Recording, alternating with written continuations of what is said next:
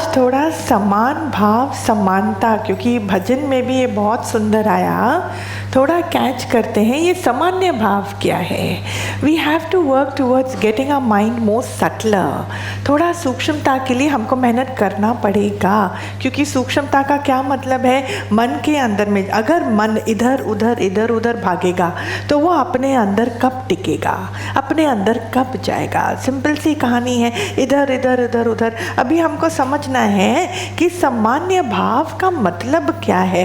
पहले हम ये समझेंगे कि वासना हमने बहुत बार सुना है, पर इसको हमें थोड़ा साइंटिफिकली समझना है। मैं आपको थोड़ा सा समझाऊंगी, फिर कभी और दिन उसमें और गहरा उतरेंगे, पर थोड़ा समझो। जैसे कि एक मन है, मन के अंदर पोटेंशियल है, हर चीज़ का उसके अंदर में असर होने लग जाता है। जिस चीज़ का आप उसको संग दोगे उसका रंग उसमें पड़ जाता है। फॉर एग्जाम्पल, अगर मैं कोई भी चीज़ लूँ और मैं वो चीज़ को स्पॉन्ज फॉर एग्जाम्पल लूँ और मैं अगर इस पानी में डाल दूँ तो उस स्पॉन्ज के अंदर पानी डालना स्वाभाविक है, उसके अंदर में पानी का स्वभाव का रंग पड़ जाएगा। ऐसे ही मैं उसको दूध में डाल दूँ तो दूध का जो है रंग या उसका संग उसको आ जाएगा। तो दूध की जो प्रॉपर्टीज़ है, क्या मैं ये बोल सकती हूँ कि दूध का जो प्रॉपर्टीज़ है वो उस स्पॉन्ज में उसका असर होगा। अगर आप स्पॉन्ज को स्क्वीज़ करोगे तो क्या निकलने वाला है, दूध निकलेगा। मैं पानी में डालूं तो आप स्पॉन्ज को स्क्वीज़ करोगे, क्या निकलेगा, शरबत में डालूं तो शरबत। तो आप उसको स्क्वीज़ करोगे तो वो पानी चखोगे तो उसमें मिठास आएगी, क्योंकि वो शरबत है। सिंपल है। ऐसे ही मेरा मन जहाँ वास करता है ना, जहाँ पर वो वास करता है उसकी जो प्रॉपर्टी है ना, वो प्रॉपर्टी का रंग जो है मन को लग जाता है। जैसे अगर मेरा मन रिश्तों में वास करता है, रिश्तों में जहाँ कहीं पर भाई की बात आती है वो भाई की फीलिंग मन के अंदर में आने लग जाती है, जहाँ बहन की आती है तो वो बहन की फीलिंग मन के अंदर में आ जाती है। इस प्रकार जगत बहुत भिन्न भिन्न प्रकारों का है संत, भिन्न भिन्न प्रकारों का जगत है। मतलब भिन्न भिन्न प्रकार का मतलब, भिन्न भिन्न प्रकार मतलब समझ, बहुत अलग अलग प्रकार की समझ है। जिस समझ का संग मैंने अपने मन को दिया वो समझ की सच्चाई मेरे मन में जाके घर कर लेती है। जैसे कि हमारी एक समझ है कि अगर हम इतने तीर्थ यात्रा करेंगे तो हम प्रभु तक पहुंचेंगे। एक समझ है मैं इतना नंगे पैर जाऊंगा, शरीर को जितना तपाऊंगा उतना मेरे को भगवान का संग मिलेगा। एक समझ है भगवान जैसी कोई चीज़ है ही नहीं, वो तो निराकार है। हाँ, तो निराकार वाले हैं तो वो समझ उड़ रही है हर जगह। तो जहाँ मेरा मन अगर उस संग में है तो वैसा रंग उसके अंदर में चढ़ जाएगा।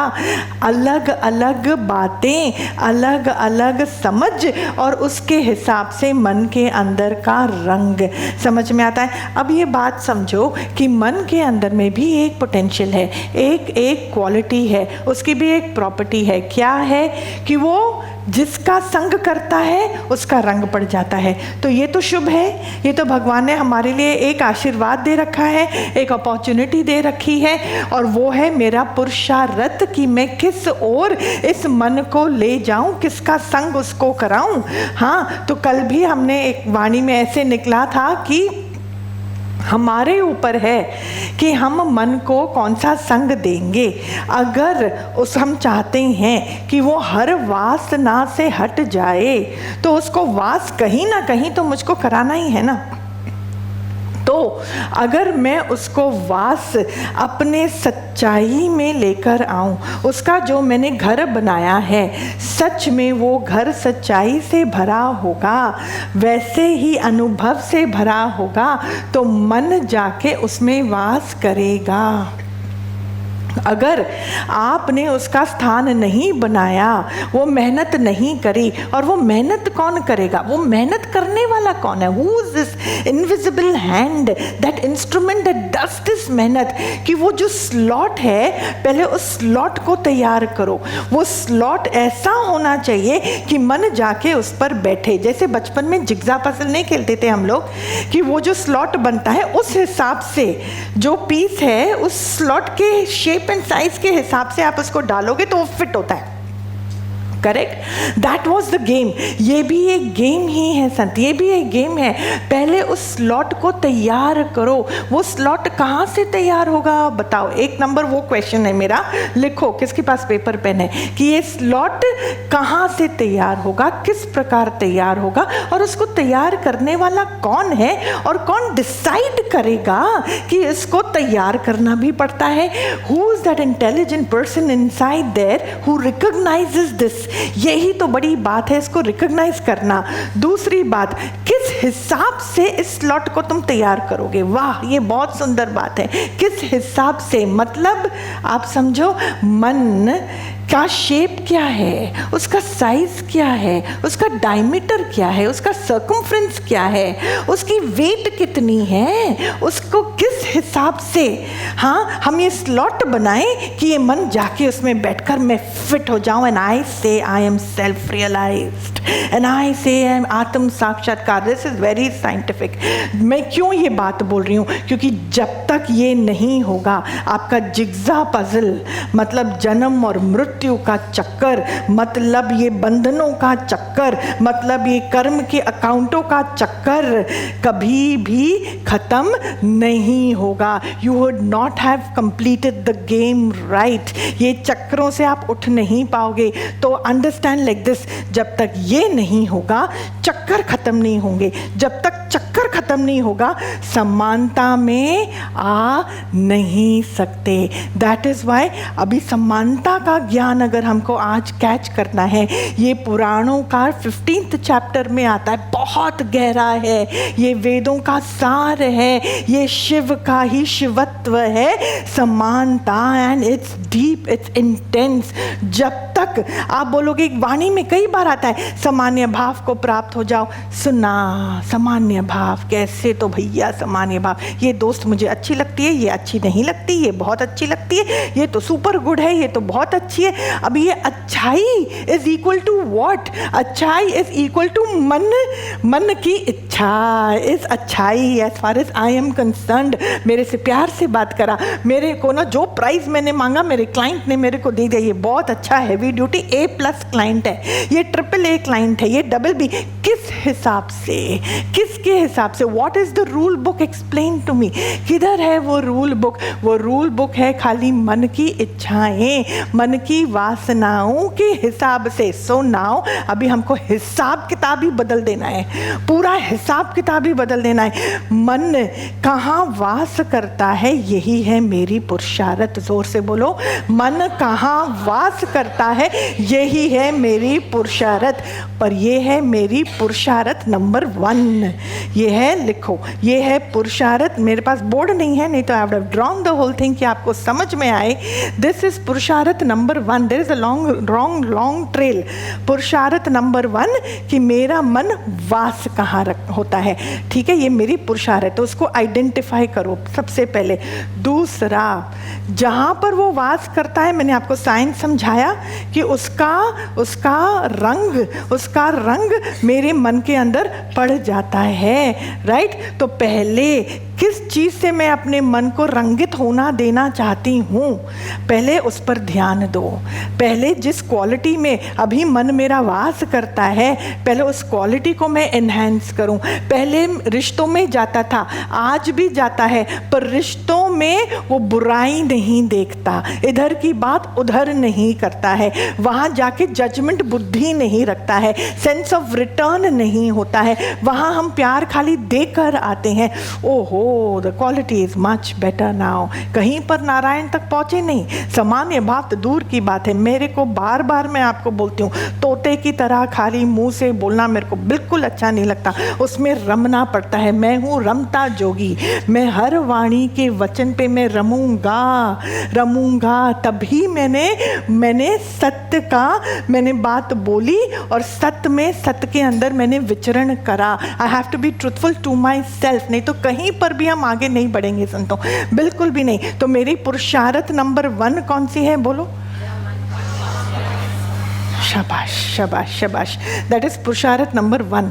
पुरुषार्थ नंबर 2, जहाँ जहाँ वास करता है उसकी क्वांटिटी को थोड़ा कम करें।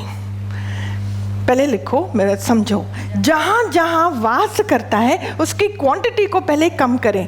सुबेरे उठते ही ओहो, इसका भी ख्यालों को शक्ति मिलती है वासनाओं से। कहाँ से मिलती है? वासना। तो अगर आप दुखी ख्यालों से हो तो किस चीज पर ध्यान देना है? संतो, थोड़ा दिमाग को, वृत्ति को टाइट करो थोड़ा। शाबाश। ख्याल का आधार कौन सा है? वासना। ख्याल से मैं तंग, तो किसको ठीक करना है?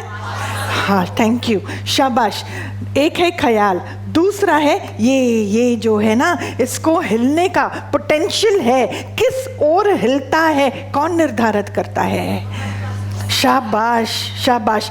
तो अगर ये शरीर जिस संग में बैठेगा उसका रंग इसको पड़ेगा। That is an intense thing, deep thing. Number 2, जो हवाओं में हमारे कार्मिक अकाउंट होते हैं ना, वो अकाउंटों का प्लस माइनस चलता ही रहता है। तो खाली यहाँ पर खाली मन की बात नहीं है, देह को भी अपने वश में लाना पड़ता है। तो अगर आपने देह को, आपका मन स्वच्छ है, मन सुंदर है, आपने सत्संग सुना, फिर आपने इस शरीर को जाके वहाँ पे रख दिया जहाँ पे ये लोग वो खेलते, जुआ खेल रहे हैं, जुआ खेलते हैं, हमने वहाँ पे, हमारा कोई मन भी नहीं है खेलने का, हमको कोई मतलब भी नहीं है, पर क्या करूँ, मेरे दोस्त ने बोला कि यहाँ पे आके मेरी हमसे मीटिंग करना, मालूम पड़ा कि वहाँ तो जुआ खाना है, वहाँ तो जुआ सब खेल रहे हैं। कौन सी वाइब्रेशन एनर्जी वहाँ पे घूम रही होगी? कौन सा ब्रह्म ज्ञानी गुरु का आशीर्वाद वहाँ पे आपके लिए बह रहा है? कौन से आपके कार्मिक अकाउंट वहाँ खत्म होने वाले हैं? प्लीज एक्सप्लेन टू मी।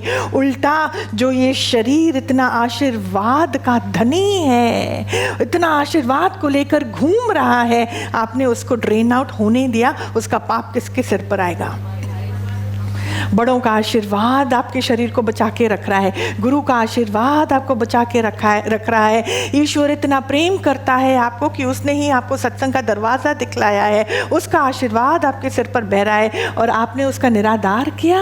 निरादार करके आपने अपने शरीर को उस जगह लेकर गए जहाँ पे घूम क्या रहा है वहाँ पे। भले your intentions are not to play जुआ, your intentions is not even to go, पर आप देखो शुरू के 2-3 मिनट आपकी मन की सच्चाई अच्छाई थमी रहेगी, उसके चौथे मिनट में उसको खत्म होते हुए देर नहीं लगेगा। तो जहाँ शरीर को रखा उसकी सुजागी भी मुझको रखनी है। समझ में आ रहा है? ये बात थोड़ा समझना। तो ये शरीर किस ओर जाता है, क्यों वहाँ गया, क्यों वहाँ नहीं गया, क्यों, इसको कौन चलायमान करता है, इसको मोमेंटम कहाँ से मिलती है? हाँ है ऊर्जा, वो अलग बात है, पर मैं एक बात बोलती हूँ कि ये शरीर कैसे, उसको भी हिलाने वाला कौन है?